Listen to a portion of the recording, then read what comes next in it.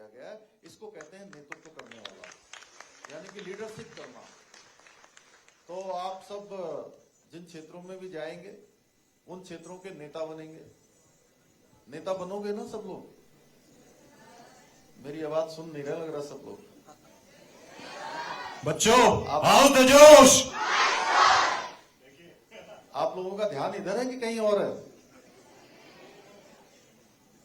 तो मैंने कहा कि आप लोग अपने अपने क्षेत्रों में जाकर नेता बनोगे कि नहीं बनोगे?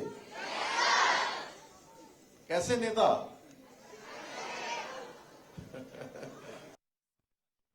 पहनने वाले नेता कि असली वाले नेता?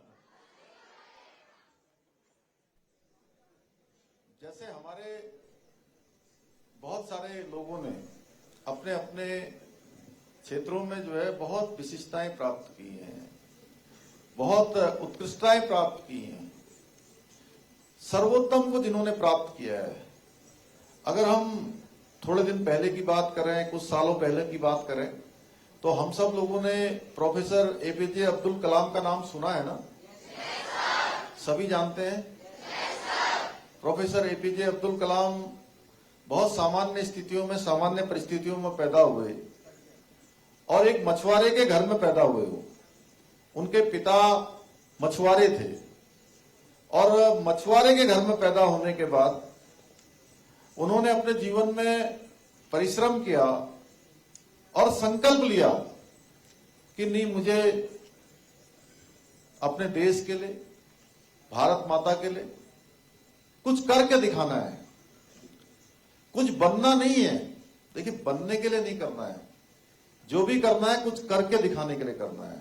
तो उन्होंने संकल्प लिया और वो क्या देश के बहुत बड़े वैज्ञानिक बने।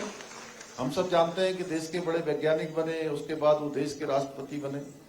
तो हम उनको कह सकते हैं कि वो वैज्ञानिकों के क्षेत्र के नेता, यानी कि वैज्ञानिकों में भी जिन्होंने सर्वोत्तम देने का काम किया, तो हम उनको उस क्षेत्र का नेता कह सकते हैं। हमने अभी हमारे प्रदेश की पर्वतारोहण के क्षेत्र में बछेंद्री पाल का नाम हम लोगों ने सबने सुना होगा ना?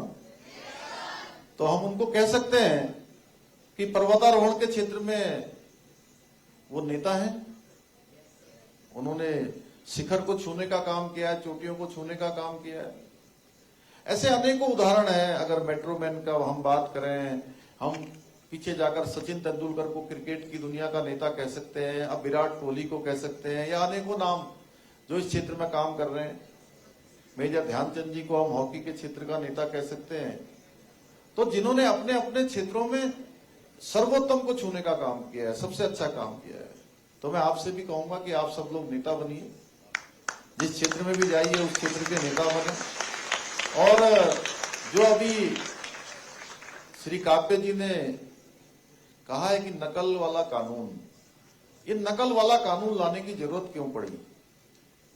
आप सब लोग भर्तियों की तैयारियां करते हैं, बहुत सारे एग्जामों में बैठते हैं, लेकिन योग्यता होने के बाद भी खूब पढ़ाई कर रहे हैं, खूब मेहनत कर रहे हैं, ट्यूशन भी कर रहे हैं, कोचिंग भी कर रहे हैं, एक्स्ट्रा क्लासेस भी ले रहे हैं, लेकिन उसके बाद भी, बहुत पढ़ने के बाद भी सिलेक्शन आपका नहीं हो रहा था। क्योंकि सिलेक्शन उसका हो जा रहा था जो अपनी सेटिंग कर ले रहा था। कहीं से वो जो पर्चा आता है, यानी क्वेश्चन पेपर, वो पेपर पहले ही उसके पास आ जा रहा था, या पूरा का पूरा किसी के पास क्वेश्चन बैंक ही आ जा रहा था, या पेपर में बैठे हैं तो पेन ड्राइव पर जो है पूरा उसका आंसर शीट आ जा रही थी कि ये वाला टिक कर दीजिए, ये वाला टिक कर दीजिए। ये काम पिछले कई सालों से, दसों सालों से चल रहा था। हर बार इसकी थोड़ी बहुत शिकायत होती थी, थोड़ा हल्ला मचता था, फिर शांति हो जाती थी। लेकिन इस बार हमने तय किया कि इसकी जड़ तक जाएंगे, इसकी तह तक जाएंगे, और जो भी इसमें दोषी होंगे, जो भी ये क्राइम कर रहे हैं, ये क्राइम है, जो भी इस अपराध में, इस क्राइम में इन्वॉल्व हैं, उनके खिलाफ हम कड़ी कार्रवाई करेंगे। और हमने कड़ी कार्रवाई इसमें करी, और 90 से भी ज्यादा लोग इसमें जेल गए। इतने से भी काम नहीं चल रहा था, जेल भी जा रहे थे, फिर भी नकल का अभियान नहीं रुक रहा था। तब हमने तय किया कि हम पूरे हिंदुस्तान का, पूरे देश का सबसे कड़ा कानून यहां बनाएंगे, जिसमें उम्र कैद तक की भी सजा का हमने प्रावधान किया। और जो इस नकल के इस अपराध में शामिल होगा या नकल का सरगना होगा, उसकी जितनी भी संपत्ति होगी सारी संपत्ति जब्त कर देंगे। और जो डायरेक्ट नकल करवाने वाला होगा उसके खिलाफ तो कार्रवाई होगी, लेकिन जो इनडायरेक्ट भी इसमें इन्वॉल्व होगा उसके खिलाफ भी कड़ी कार्रवाई करेंगे। और जो परीक्षार्थी